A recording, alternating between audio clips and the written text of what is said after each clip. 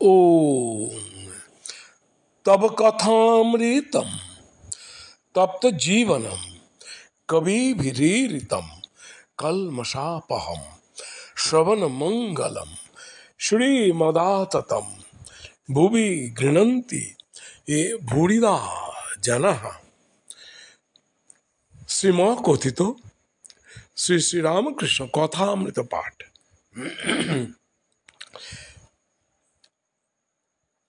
1883 21 জুলাই সপ্তম পরিচ্ছেদ।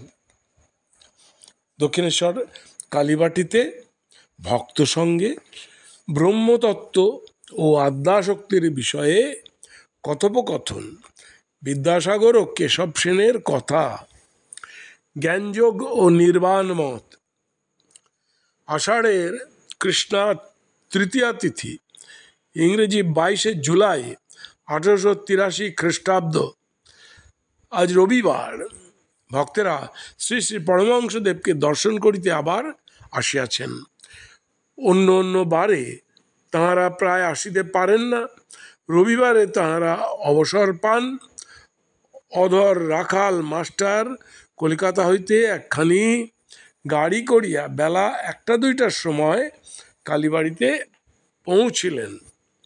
ঠাকুর শ্রীরামকৃষ্ণ আহারান্তে একটু বিশ্রাম করিয়াছেন। ঘরে মণি মল্লিকাদি আরও কয়েকজন ভক্ত বসিয়া আছেন।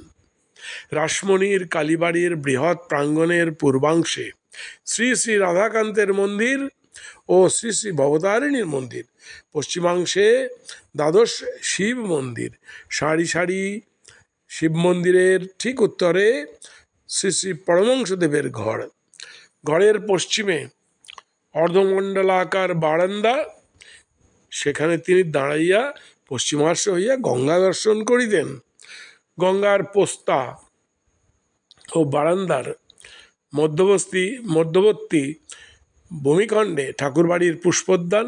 এই পুষ্পোদ্যান বহুদূর ব্যাপী, দক্ষিণে বাগানের সীমা পর্যন্ত, উত্তরে পঞ্চবটি পর্যন্ত।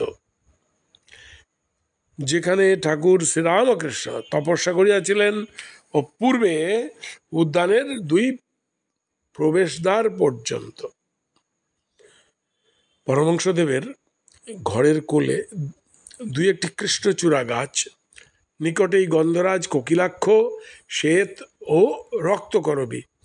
ঘরের দেওয়ালে ঠাকুরদের ছবি, তন্মধ্যে পিটার জলমধ্যে ডুবিতেছেন ও যিশু তার হাত ধরিয়া তুলিতেছেন, সে ছবিখানিও আছে। আরেকটি বুদ্ধদেবের প্রস্তরময় মূর্তিও আছে। তক্তপোষের উপর তিনি উত্তরাশ্র হইয়া বসিয়া আছেন। ভক্তেরা মেঝের উপর কেহ মাদুরে, কেহ আসনে উপবিষ্ট। সকলেই মহাপুরুষের আনন্দ মূর্তি এক দৃষ্টে দেখিতেছেন। ঘরের অনতি দূরে পোস্তার পশ্চিম গা দিয়া পূত সলিলা গঙ্গা দক্ষিণ বাহিনী হইয়া প্রবাহিত হইতেছিলেন। বর্ষাকালে খরস্রোতা যেন সাগর সঙ্গমে পৌঁছিবার জন্য কত ব্যস্ত। পথে কেবল একবার মহাপুরুষের ধ্যান মন্দির দর্শন স্পর্শন করিয়া চলিয়া যাইতেছেন। শ্রীযুক্ত মণি মল্লিক পুরাতন ব্রাহ্মভক্ত, বয়স 60-65। তিনি কিছুদিন পূর্বে কাশীধাম দর্শন করিতে গিয়াছিলেন। আজ ঠাকুরকে দর্শন করিতে আসিয়াছেন ও তাহাকে কাশী পর্যটন বৃত্তান্ত বলিতেছেন। মণি মল্লিক। আরেকটি সাধুকে দেখলাম, তিনি বলেন ইন্দ্রিয় সংযম না হলে কিছু হবে না, শুধু ঈশ্বর ঈশ্বর করলে কি হবে। শ্রীরামকৃষ্ণ, এদের মত কি জানো? আগে সাধন চাই, সম দম তিতিক্ষা চাই। এরা নির্বাণের চেষ্টা করছে, এরা বেদান্তবাদী। কেবল বিচার করে ব্রহ্মসত্য জগৎ মিথ্যা বড় কঠিন পথ।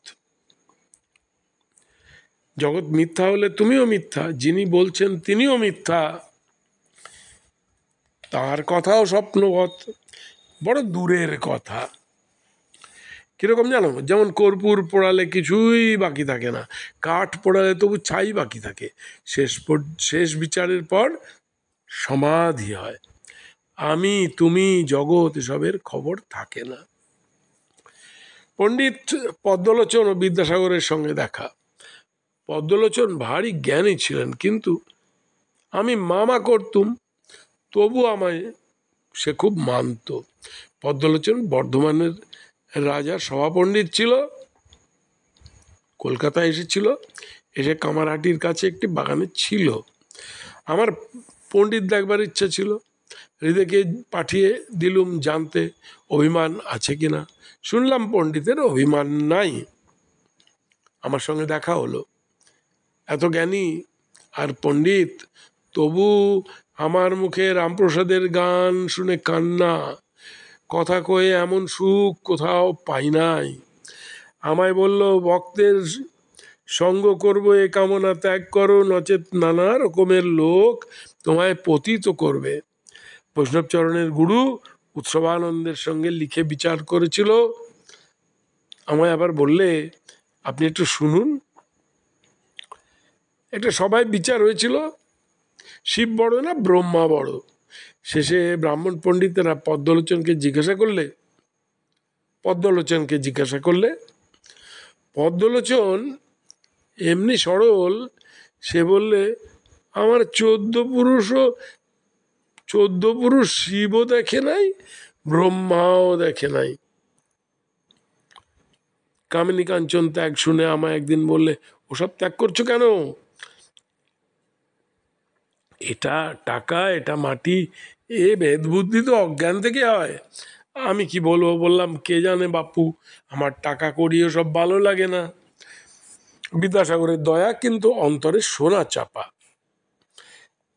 একজন পণ্ডিতের ভারী অভিমান ছিল, ঈশ্বরের রূপ মানত না, কিন্তু ঈশ্বরের কার্য কে বুঝবে, তিনি আদ্যাশক্তি রূপে দেখা দিলেন। পণ্ডিত অনেক দিন বেহুশ হয়ে রইল। একটু হুঁশ হবার পর কা কা কা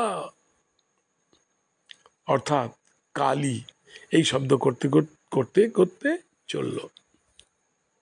এই শব্দ কেবল করতে লাগলো। ভক্ত মহাশয় বিদ্যাসাগরকে দেখেছেন, কিরম বোধ হলো? শ্রীরামকৃষ্ণ, বিদ্যাসাগরের পাণ্ডিত্য আছে, দয়া আছে, কিন্তু অন্তর্দৃষ্টি নাই। অন্তরে সোনা চাপা আছে, যদি সেই সোনার সন্ধান পেত। এত বাহিরের কাজ যা করছে সেসব কম পড়ে যেত, শেষে একেবারে ত্যাগ হয়ে যেত। অন্তরের হৃদয়ের মধ্যে ঈশ্বর আছেন এই কথা জানতে পারলে তাঁরই ধ্যান চিন্তায় মন যেত। কারু কারু নিষ্কাম কর্ম অনেকদিন করতে করতে শেষে বৈরাগ্য হয়, আর ওই দিকেই মন যায়, ঈশ্বরে মন লিপ্ত হয়ে যায়। ঈশ্বর বিদ্যাসাগর যেরূপ কাজ করছে সে খুব ভালো, দয়া খুব ভালো। দয়া আর মায়ায় অনেক তফাৎ।